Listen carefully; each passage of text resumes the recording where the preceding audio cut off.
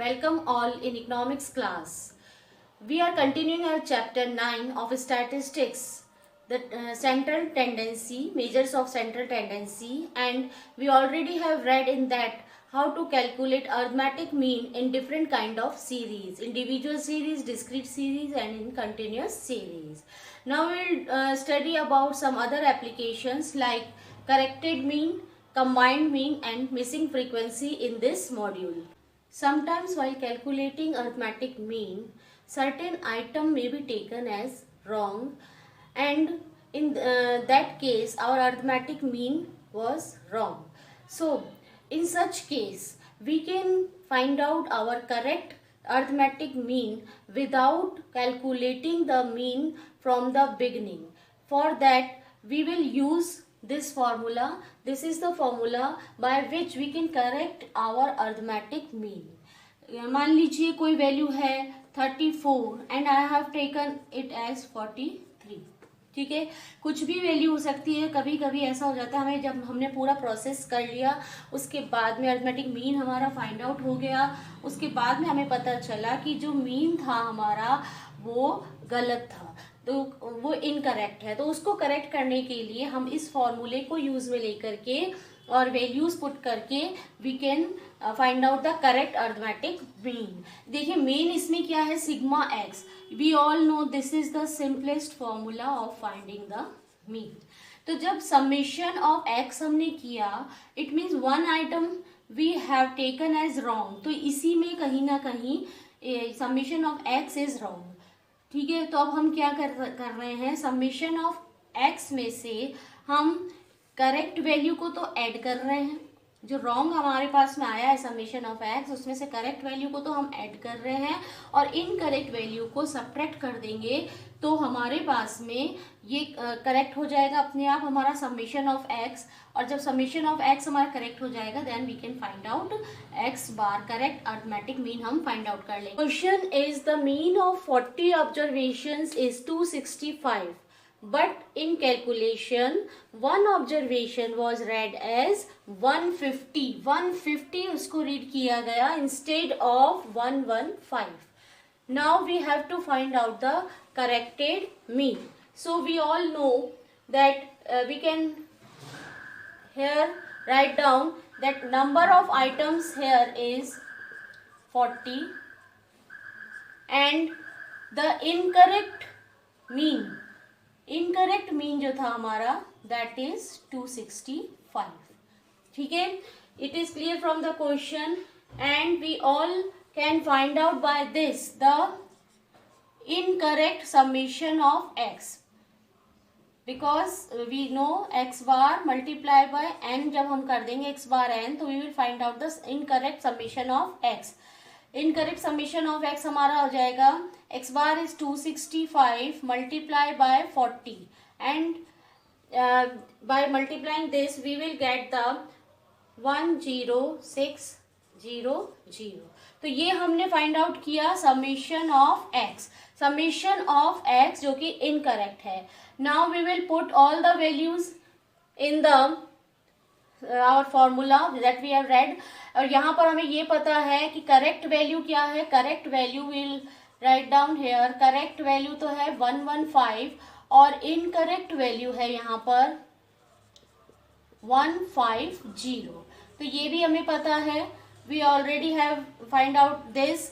Now we will put in the formula. Correct mean का अभी हमने फॉर्मूला मैंने आपको बताया था. In this what we will do, sigma x wrong one plus correct value 115 minus incorrect value divide by n. जब हम इस फॉर्मूले को सॉल्व करेंगे तो हमारे पास में करेक्ट मीन हमें मिल जाएगा by this formula.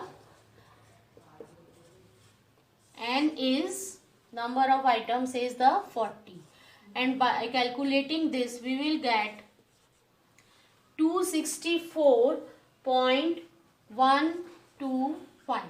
So this is the correct mean. So by using our formula, x bar is equals to summation of x plus correct value minus incorrect value divide by n, we will get the correct arithmetic mean.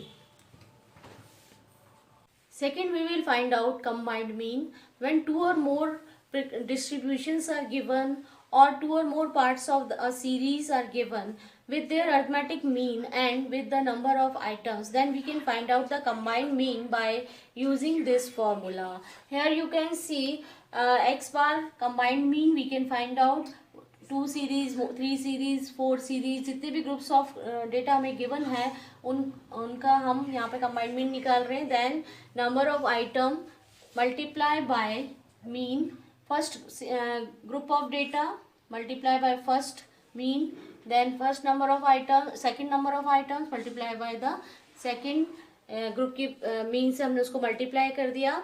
इस तरह से हमें जितनी भी parts का mean को combine करना है और कंबाइंड मीन फाइंड आउट करना है, we can use this formula and we can find out the combined mean. See this question of combined mean. In this we have to find out combined mean of all the students when mean marks of 60 students in section A is 40 and mean marks of 40 students in section B is 35. तो हमें दो series दो groups of data के हमें mean भी given है और number of items भी गिवन है. Then we can find out the combined mean of all the students. तो जैसे यहाँ पर हमारा सेक्शन ए का हम लें तो सेक्शन ए में N1 is 60 number of students and mean is x bar 1 is equals to 40. इसी तरह से हम सेक्शन बी का यहाँ पर फाइंड आउट कर लेते हैं. N2 is 40 students 40 and x bar 2 is 35. Now we'll put the values in our formula. Combined mean का हमने फॉर्मूला अभी देखा था. x bar 1 2 combined mean is equals to n1 x bar 1 plus n2 x bar 2 divide by n1 plus n2. क्योंकि यहाँ पर हमारे पास में दो ग्रुप्स ऑफ डेटा है तो हमने दो ही यहाँ पर फॉर्मूले में शो किए हैं. इसी तरह से हम 3 groups of data 4 groups of data को भी यहाँ पर हम शो करके कैलकुलेट करके और कंबाइंड मीन फाइंड आउट कर सकते हैं. N1 is 60 multiply by 40 x1 bar first group of data का x1 बार हमने ले लिया plus number of items of second group is 40 and multiply it by the mean of the second group. Arithmetic mean दोनों के given है. x2 bar is 35 divide by n1 plus n2. n1 plus n2 60 plus 40. So when we solve this whole, we will find out the combined mean and it will be the answer will come that is 38. It is the combined mean of both the section or we can say all the students of both the section.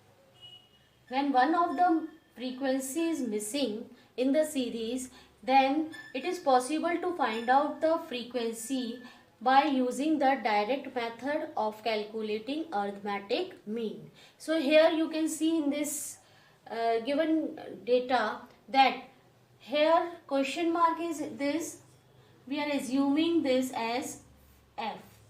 इस frequency को हम f यहाँ पर mention करते हैं, assume कर लेते हैं कि f है यह फ्रीक्वेंसी. इसके बाद हम इसमें देखेंगे किस तरह से डायरेक्ट मेथड को यूज में लेकर के हम यहाँ पर मिसिंग फ्रीक्वेंसी फाइंड आउट कर सकते हैं. तो डायरेक्ट मेथड के according this is the frequency, this is the x. Now we will find out the fx. As you all know the formula for the direct method of calculating arithmetic mean is sigma fx divide by sigma f. इस फॉर्मूले में हमें जो values चाहिए वो हम यहाँ से फाइंड आउट करके उसमें पुट करेंगे and we will find out the missing frequency by using this method. तो x इज here given, frequency is given. तो अब हम क्या करेंगे, fx we will find out 40 105. अब यहाँ पर हमारे पास में फ्रीक्वेंसी नहीं है, we will write down it as 25 f, and next is the 630, then 225, and last is the 165. अब हमारे पास में fx की वैल्यू आ गई. We will find out the sum total. Summation of f also we have to find out, and summation of f के लिए एक तो frequency है, इन सबको ऐड कर लेंगे हम प्लस f. तो यहाँ पर हमारे पास में वैल्यू आएगी 38 प्लस f. ये तो हो गया समेशन ऑफ फ्रीक्वेंसी. और यहाँ पर हमें जब समेशन ऑफ fx निकालना है, समेशन ऑफ fx, तो हम ये सारे ऐड कर देंगे एंड प्लस 25f. तो यहाँ पर हमारी वैल्यू आएगी 1150 plus 25f. It is 1150 plus 25f. We put the values in this. X bar is given 29, mean हमें given है 29 is equals to summation of fx is 1150 plus 25f divide by summation of f is 38 plus f. हम इसको solve कर देंगे. 38 plus f is equals to 1150 plus 25f. We can find out the value of frequency by solving it. 1102 plus 29f is equals to 1150 plus 25f. F की value हम left hand side में ले आते हैं, F वाले digit, और 29f minus 25f, और ये डिजिट्स हम उधर ले जाते हैं तो 1150 माइनस में उधर हो जाएगा जाने पे 1102, and the answer we will get is f की वैल्यू जब हम फाइंड आउट करेंगे इट विल बी 12. तो 12 is the missing frequency that we have got by calculating arithmetic mean, and we apply the formula of the direct method of calculating arithmetic mean.